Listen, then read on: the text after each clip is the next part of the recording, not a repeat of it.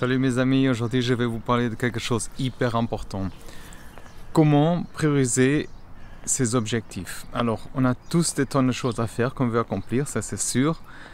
Mais sans une bonne méthode pour prioriser, on risque de se sentir submergé et de ne pas avancer. Alors, comment est-ce qu'on peut choisir ce qui est vraiment important et mettre en ordre tout ça? C'est une bonne question. On va voir ça ensemble. Alors, comment prioriser ses objectifs? Alors, avant de plonger dans le vif, on va comprendre pourquoi c'est si important de prioriser ses objectifs. Première chose, c'est la clarté et le focus. Quand tu sais exactement sur quoi te concentrer, tout devient plus clair. Tu peux mettre, par exemple, toute ton énergie sur sur les tâches qui sont les plus importantes et sans disperser, on dirait, comme ça. Je vais vous laisser aussi avec ces magnifiques paysages. Je choisis chaque fois un endroit magnifique. Et alors, on ne va pas se laisser distraire. Deuxième point, c'est gagner du temps. Ça veut dire prioriser t'aide à utiliser par exemple ton temps de manière plus efficace. Il n'y a pas de gaspillage sur des trucs moins importants. Il y a aussi une réduction du stress, c'est le troisième point. Ça veut dire moins de stress quand tu sais que tu avances dans la bonne direction. Alors prioriser aide à éviter la sensation d'être submergé aussi. Ça veut dire par exemple de vouloir faire tout ce qu'on veut en même temps. Alors le quatrième point, c'est attendre plus d'objectifs. Ça veut dire en travaillant sur ce qui compte vraiment, tu réalises plus de choses importantes dans ta vie. Et une chose à la fois. Mais bon, il faut avoir par exemple plusieurs projets, mais prioriser et commencer à faire une chose à la fois.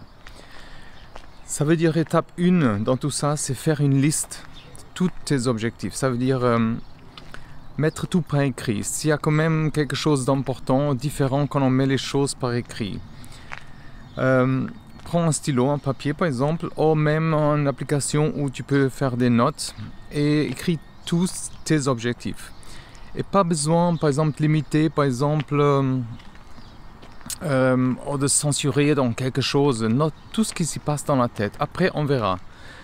Et par exemple, tu veux apprendre une nouvelle langue, ou perdre 5 kilos, ou lire ces 12 livres, comme je disais dans une vidéo avant, économiser 1000 euros, 1000 francs suisses, ou 1000 dollars pendant un mois, pour 2-3 mois, et démarrer une chaîne YouTube par exemple, passer plus de temps avec la famille, et passer aussi plus de temps dans la nature, par exemple.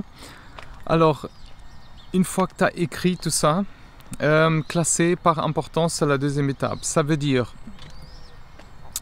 il est temps de classer par exemple les objectifs par importance. Demande-toi par exemple qu'est-ce qui est vraiment important pour moi et en ce moment par exemple, et priorise ce qui est qu'est-ce qui a le plus d'impact dans ta vie, on dirait comme ça. Il y a plusieurs manières de faire ces classifications. Par exemple, le premier, par exemple, tu peux classer par 1, très important, 2, par exemple, important, et 3, moins important. Par exemple, très important, économiser, c'est 1000 francs suisses ou euros, par exemple, pendant 2-3 mois, par exemple. Démarrer une chaîne YouTube, par exemple, ça c'est très important. Ça dépend des gens, bien sûr. Après, tu peux aussi, par exemple, important, classer, par exemple, perdre 5 kilos, lire ces 12 livres par année. Et moins important, par exemple, apprendre une nouvelle langue.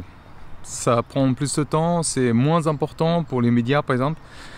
Et passer plus de temps avec la famille et faire les choses que tu aimes. Par exemple. Alors, étape 3, c'est fixer, par exemple, des délais.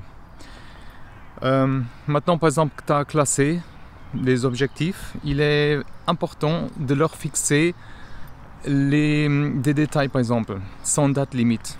Tu peux, alors sans savoir quand tu veux réaliser, tu peux aussi, par exemple, procrastiner, parce qu'on n'a pas cette pression. Et pourquoi c'est important? Par exemple, il y a le sens d'urgence, il y a les dates limites que te poussent à agir, il y a une planification, par exemple aussi, tu sais combien de temps tu as pour chaque objectif. Il y a aussi la motivation dans tout ça. Des échéances, par exemple, c'est tôt le matin, te motive à rester sur la bonne voie. Exemple, par exemple, économiser ses 1000 € francs suisses au dollar d'ici 6 mois, par exemple, démarrer une YouTube chaîne, par exemple. Voilà. Étape 4, c'est évaluer le temps et les ressources nécessaires à tout ça. Pour chaque objectif, réfléchis par exemple au temps et aux ressources nécessaires. Combien de temps par semaine, par exemple, tu dois consacrer? As-tu besoin, par exemple, d'acheter quelque chose de spécifique pour tout ça, ou de suivre une formation? Et pourquoi c'est important? Alors, il faut que ce soit réaliste. Ça veut dire, tu sais ce qui est faisable avec ton emploi du temps et tes ressources actuelles aussi. Il y a une préparation de tout ça. Tu peux planifier et te préparer en conséquence. Par exemple, pour économiser l'argent, mettre de côté 200 par mois, réduire les dépenses inutiles par exemple. Pour une chaîne YouTube par exemple, acheter une caméra, apprendre à monter des vidéos, publier une vidéo par semaine, être à l'aise devant la caméra, c'est pas évident. Et par exemple, pour perdre le poids, suivre un programme d'exercice, manger équilibré, faire du sport 3 fois par semaine. Pour lire le livre par exemple, lire 30 minutes par jour. Alors, étape 5, c'est diviser en petites étapes. Ça veut dire divise chaque objectif en petites étapes. Et ça rend par exemple chaque objectif moins intimidant et plus gérable. En faisant un peu de chaque jour, tu peux progresser régulièrement. Et pourquoi c'est important? Parce que tu as une gestion du stress. Ça veut dire des petits pas sont moins stressants, par exemple, que des grands pas, et de prendre directement des grands objectifs sans faire des petites préparations, je dirais comme ça. Il y a une motivation aussi. Chaque petite victoire te motive à continuer. Et suivre aussi ton progrès, c'est important. Tu peux facilement voir ton progrès et ajuster si nécessaire. Par exemple, tu peux suivre chaque dépense chaque semaine, ou identifier les dépenses superflues économisées par semaine. Pour la chaîne YouTube, par exemple, choisir un thème, acheter une caméra, par exemple, ou écrire des scripts. Attention, on a tous un smartphone, ça suffit pour le début. C'est plutôt avoir un sens, bon, je vais faire une vidéo sur ça, avoir un sens, qu'est-ce qu'on veut faire, sur quoi on aime parler, par exemple, pourquoi on veut faire la chaîne. Et alors tourner les vidéos, apprendre le montage aussi, c'est après. Et tout ça c'est important. Tu peux utiliser aussi les outils de suivi. Ça veut dire il y a plusieurs manières de t'aider à suivre les objectifs, des applications, des tableaux, du papier, par exemple. Choisis ce qui convient le mieux aussi. Par exemple, créer un tableau avec des colonnes pour chaque objectif et les étapes. Dans un journal, tiens par exemple tes notes et des progrès chaque jour. Et pourquoi c'est important? Parce que suivre ton progrès, tu peux voir où tu es, par exemple. Les outils rappellent... Bonjour. Bonjour. La motivation, voir tes progrès concrets, te motive à continuer, par exemple. Et réévaluer et ajuster, par exemple, il est important de réévaluer, par exemple, régulièrement tes objectifs et tes progrès. Si quelque chose ne fonctionne pas, n'hésite pas à ajuster ton plan. Ça, c'est super important. Et pourquoi c'est important? Ça te donne une flexibilité, par exemple. La vie change, comme tu sais, et tes priorités peuvent aussi changer. Il y a une amélioration continue. Réévaluer, par exemple, permet d'améliorer tes méthodes et tes stratégies. Éviter la stagnation aussi, ça c'est important. Ça nous arrive. Ajuster, par exemple, tes objectifs t'aide à continuer à avancer. Et quand est-ce que tu dois réévaluer, par exemple? Mensuellement, passe en revue tes progrès chaque mois, par exemple, après avoir atteint, par exemple, un objectif, réévaluer, par exemple, tes priorités et fixe des nouveaux objectifs si nécessaire. Lorsque tu as un grand changement, par exemple, dans ta vie, tu dois réévaluer tes objectifs en fonction de ta nouvelle situation, par exemple.